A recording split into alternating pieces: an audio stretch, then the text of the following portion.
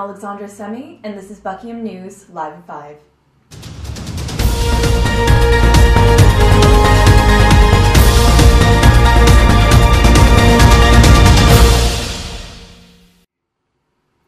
Remembrance Day, Poppy Day, Armistice Day. This year marks 100 years since the start of the First World War. But consciously, the tradition continues, and we all gather to honor those who died in battle. Jessica Montgomery went to find out more. Remembrance Day is a day set aside to commemorate the servicemen and women who sacrificed their lives in both world wars in subsequent conflict. This year is particularly significant as it marks the 100th year anniversary of the First World War.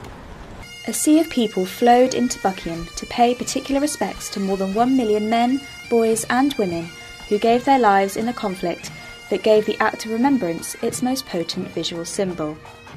The poppy was a reminder to the fields of Flanders for the First World War veterans and a symbol of remembrance and hope. These men were the founders of the Royal British Legion. Still at the forefront of the welfare work for today is ex-serviceman Fred Bloomfield. Most of our work now is done through the welfare of the ex-service personnel, their families, and any help that is needed financially, supporting-wise, basically anything to do with welfare. The Legion are there to help. What we mustn't forget is this year, being the 100 years, is the anniversary of the start of the First World War. We must bring the young people into the not to forget. To mark the 100th anniversary of the outbreak of the First World War, 888,246 handmade poppies have been planted around the Tower of London in an installation called Blood-Swept Lands and Seas of Red, each poppy representing a British and Commonwealth soldier who died during World War I. Also, London's Trafalgar Square is the location of a World War I sculpture that was unveiled on the 7th of November. The sculpture goes towards the Every Man Remembered campaign run by the British Legion. In Buckingham, £2,000 was raised in aid of the Royal British Legion Poppy Appeal through the ticket sales of the play The Silvertown Letters that was performed at the Radcliffe Centre. But Remembrance Day isn't just about the distant past. The idea of remembrance is very, very important. Like a lot of people that have served in the armed forces, I've lost friends either through accident, injury, and more recently in conflicts like Iraq and Afghanistan. So it's important for us to touch base with those memories and remember those friends and former colleagues. With charities like Help for Heroes, that people have really started to understand and appreciate just what it is that the armed forces do, how they operate, and also the sacrifices that people make. World War I ended on the 11th day of the 11th month at 11 a.m, and this Remembrance Day is also for the 453 soldiers who gave their lives in the recent conflict in Afghanistan. It is a day to ensure that no soldiers are forgotten. This is Jessica Montgomery for Buckingham News. With Buckinghamshire's election next May, Bucks Business First has commissioned a proposal for local government reorganisation. Opting for one unitary authority instead of 4 district councils could save millions and eliminate rivalry between councils. However, this new structure could also pose some democratic challenges. Karen George has the story. A new report is proposing to replace Buckinghamshire's 4 district councils with a single county-wide authority. With 200 fewer politicians, this could reduce council tax by 1% and save up to £20.7 million a year. While this sounds tempting, the report also cautions that this could make democratic representation extremely confusing. The report, which was commissioned by Buckinghamshire Business First, outlines 4 options for organising the council structure. Firstly, one unitary authority that would cost $11 million to implement, but the $20 million in savings means it would be paid back in less than 2 years. Democracy will be brought closer to the voter because A, it will be a simpler system, and B, we think a lot more power will be devolved down to the parish councils, the most local level of elected representative that we have. Unsurprisingly, Bucks County Council is not as keen on the proposal as it would cut the number of highly paid senior managers by half and hugely reduce the single council's wage bill. It could be an election topic, but it certainly wouldn't be in place before the election. Sooner or later we're going to have to bite the bullet of looking at how we can do things better and cheaper. and I think that's going to drive us down the road of looking at a unitary of one form or another. While a reorganization of Buck's local government could save millions, there are still concerns about democratic representation and how complex this new system would be. We'll have to wait and see until the elections next May. This is Karen George for Buckingham News. David Bailey, a lecturer for the Department of Political Science and International Studies from the University of Birmingham, gave a seminar on Wednesday the 12th on the critical political economy of Europe. The seminar was the fifth of a series of 6 economics and international studies seminars from the speakers all across the globe. Elliot Beverly has the story. Following on from previous seminars this term from speakers such as US Congressman Mike Rogers and Executive Director of the Ayn Rand Institute, Yaron Brook, Dr. David Bailey brought his own beliefs on the European economic crisis to the table.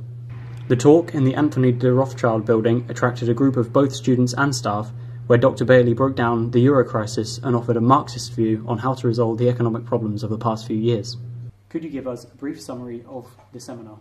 So the seminar was talking about work that I'm doing with colleagues at the moment on, I suppose it's new forms of contestation and disruption that we're seeing during the course of what we call the European crisis. So I suppose that includes the global economic crisis and then especially the Eurozone crisis. After the seminar, the floor was open for questions where several students and staff had their say on Dr. Bailey's theories. Dr. Bailey has a PhD in political science and has published his works in a book titled European Social Democracy During Global Economic Crisis. The final seminar in this series is on Wednesday the 26th of November on trade liberalisation effects of the proposed EU-India Free Trade Agreement. This is Elliot Beverly reporting for Buckingham News. The town's old jail will open its doors tomorrow to welcome a Dickens and Victorian Press exhibition. The exhibition has been organised by the University of Buckingham's very own Dickens Journals online project. Federica Battiato went to find out what will be going on. Charles Dickens is one of the greatest novelists in English history. His novels and short stories such as Bleak House and A Christmas Carol are still enjoyed today, but it is his journalism that will be the subject of an exhibition that will run next week for the National Festival for Humanities event. Dickens Journals Online is a digital archive for Dickens weekly periodicals, Household Words, and All the Year Round, launched in 2006. In these publications, he serialized some of his most famous novels, such as Great Expectations, but also published both of his own and his contemporaries' investigative journalism. Professor John Drew, founder of Dickens Journals Online, is leading the exhibition. What they can expect to see is a large, digitized exhibition that showcases the work of Charles Dickens as a reporter and as a journalist and as a magazine editor. So the exhibition puts Dickens in the context of lots and lots of other publications, as he's escaped out of print media and into national culture in all kinds of other media. He's extremely TV friendly, and he's also film friendly. The themes of his works have remained perennially important, partly because he tackles the problems of urban life, and they just haven't gone away. The journalism of Charles Dickens has also had a profound influence on modern-day journalism. Charles Dickens represents part of that golden thread that runs through British journalism, actually getting into the story and giving trenchant opinions. The exhibition will be open until Saturday the 29th of November and is free for all. This is Federica Battiato for Buckingham News. In other news, Bucks County Council has worked with bus company Arriva to provide an upgrade to the X60 route from Buckingham to Milton Keynes and Aylesbury via Winslow. The service will now become more frequent with 2 buses per hour from Mondays to Fridays as they take the A413 route.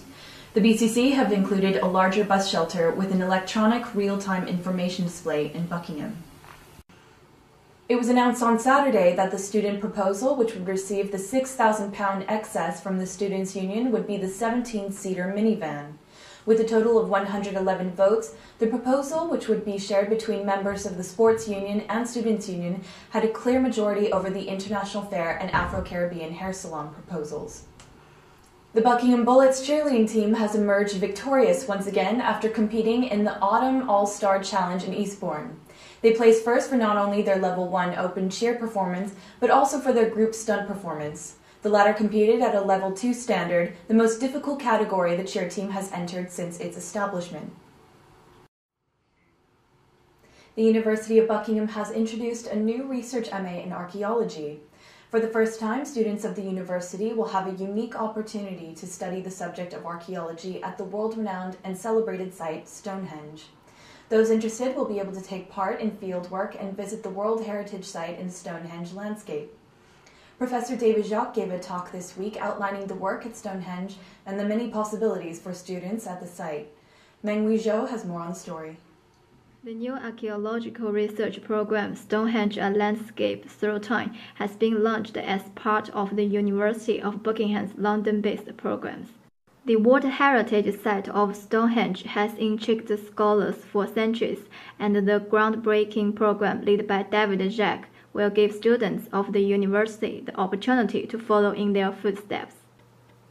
This week, David Jacques held a talk outlining the research which is currently taking place. He also explained what students who choose to take part in the program will have the opportunity to do. In effect, our project has found the cradle of Stonehenge, perhaps the reason why it is where it is, because we found a type of Mesolithic backstory. And this has been a type of hidden piece of knowledge. Well, our MA looks through the Stonehenge landscape across time. So it starts in the Mesolithic, runs through the Neolithic and Bronze Age parts, and goes all the way through to the Anglo-Saxon period. And we're going to be looking at the way that the stones, in effect, have different meanings to different time periods, to different groups of people. It also involves 2 fieldwork weekends where students get a chance to excavate at Blickmead, which is now an internationally significant site. The program will run from October 2015 to September 2016 and will allow students to play a key part in the discovery of the history of Stonehenge. Students are able to apply online at buckingham.ac.uk or can email David Jacques directly. This is Mo Huizhuo for Buckingham News. Now over to sports with Lisa Collins. Thank you, Zon. The University of Buckingham's Badminton Society has always enjoyed a busy membership. Now, the addition of a new coach, the Society hopes to build on their success. Henry Thompson went to see what all the racket is about. A recent Guardian blog post raged against badminton's reputation as a sport for wimps and women, but that's never been a problem for the university's Badminton Society. Even though the society was formed earlier this year, with 37 members, they're one of the biggest sports societies at the university. And now with the addition of new coach, Lexi Gilders, their members are looking to improve their skills. The Badminton Society's president, Sabrina Conn, believes the coach has already had a huge impact on the quality of the players. She's really good. Basically she comes every Tuesday, so 6 to 7, and then she just teaches us techniques. So for example, one week she could be teaching us drop shot, and then the next would probably be about, I don't know, shots towards the back of the court. So I think she'll alternate, but then again she's quite flexible as well, so she'll listen to us, and if we feel like we need improving in a particular area, then she'll help us with that as well. The potential for the university badminton players is palpable.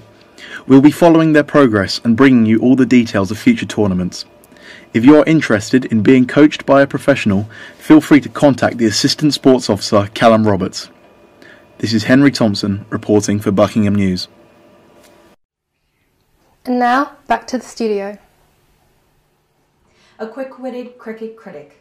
That's right, it was Tongue Twister Day this week. A day that fascinates people of its true difficulties and determination to succeed at the most challenging tongue twisters. Holly Knowles found some tricky twisters for you to try with friends and family. Peter Piper picked a Peter Piper picked a pepper. No. Oh, never mind. You get the gist. International Tongue Twister Day is back with some new, fascinating tongue twisters to twist your day.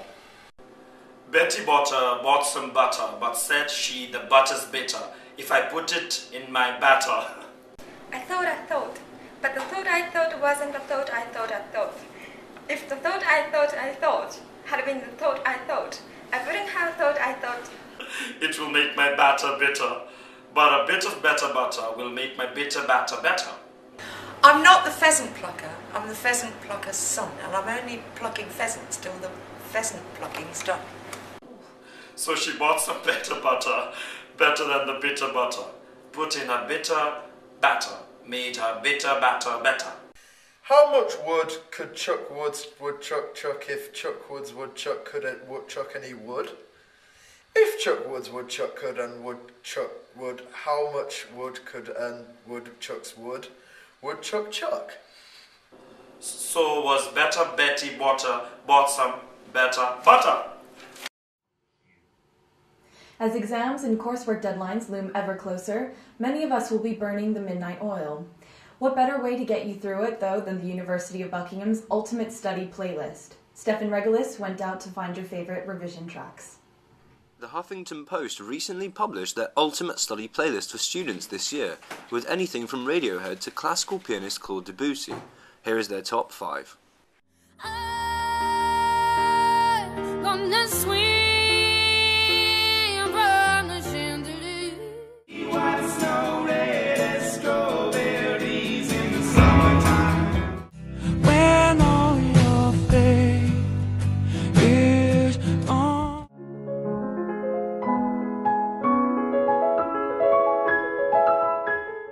I'm sitting on the dock of the bay, watching the tide roll away. Here at the University of Buckingham, however, students have their own ideas.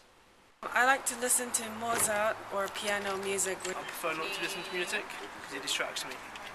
I tend to listen to Bonobo because their music is kind of like calm and trancey with not too many lyrics. When I'm studying, I like listening to songs that really get me in the zone, so like Otis Redding, Sitting on the Dock of a Bay is really helpful to get me working, yeah. Everyone has their own personal study playlist, but me personally, I don't take on any essay without this. This is Stefan Regulus for Buckingham. Well, everybody's heard about the bird.